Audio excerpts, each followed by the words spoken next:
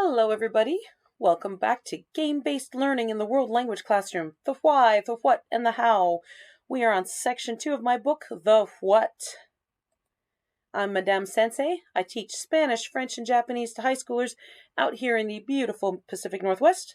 If you want to discuss any of these ideas with me, help me come up with new ideas, I'm at studio-nemo.com, or the Minecraft Education Ambassadors, or the Minecraft Teachers Lounge, or the Duolingo Educators Network.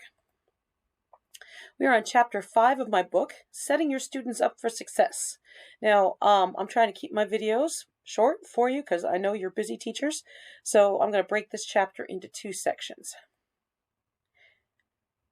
Now, I grew up in the age of pop quizzes. Actually, I grew up in the age of dinosaurs, but pop quizzes invented shortly thereafter. The idea of pop quizzes is that you need to strike fear into the hearts of the students. Have they been paying attention? Good, then they're going to do fine on your little pop quiz. Have they been naughty little students staring out the window at the birds? Then they're going to flunk the quiz. But next time they'll have learned their lesson. They'll pay attention better because they don't want to flunk one of your clever little pop quizzes. Except that's not how it works, is it? Some of your students are going to have testing anxiety, pure and simple. They just don't do well on tests. Their affective filter is raised. The very second you say pop quiz, no matter what you do, they've shut down and you have lost the moment with them and maybe even lost several days because now their affective filter is so high and you've put a barrier between them and the learning. So let's re-examine the pop quiz with the lens of setting your students up for success. So first of all, we got to think of what's the goal of a pop quiz. To see if your students were paying attention yesterday? Well, that's lovely, but everything from yesterday is in short-term memory.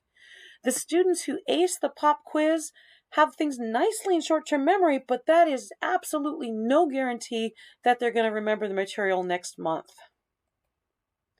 So Ebbinghaus's forgetting curve describes memory loss over time. Basically, information is going to decay from your brain, especially if you can't relate to it or connect with the information and there's little context.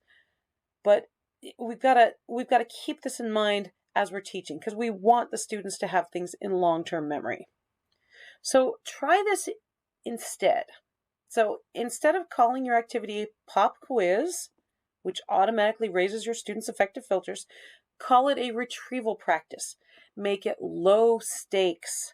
Have the students work quietly, that's the retrieval part, and then you have them compare answers with either an elbow partner or a random partner. You can use a popsicle stick approach, or I have the students make business cards so that they can introduce each other.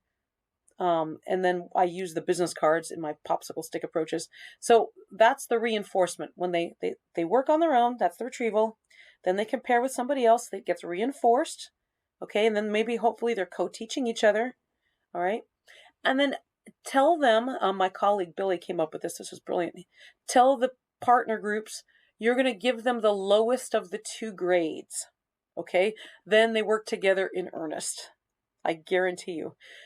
While this is going on, you are working the room and eavesdropping. Don't ever sit behind your desk grading papers. Don't ever read a magazine. Don't ever go in the hallway to talk to your partner. You are working the room. You are facilitating. Okay? So work the room, eavesdrop, so that you can immediately tell who's getting it and who's struggling and who's coasting off their partner. This kind of pop quiz should be a formative assessment for you. It's not a summative assessment for them. This is for you so that you can make your battle plan. The bonus is that the students are getting some reinforcement and retrieval practice. Now, I do give pop quizzes, and they're all goofy. When I give a pop quiz, it is entirely with the idea of lowering my students' affective filters. And I know I just said the second you say pop quiz, it raises their affective filters. I like to jerk my students around. What can I say? So because I don't want these videos to be too long, I'm going to cut this into several sections and explain my pop quizzes in the next video. Okay, so next episode, Chapter 5, Setting Your Students Up for Success, Part 2. Hope to see you there.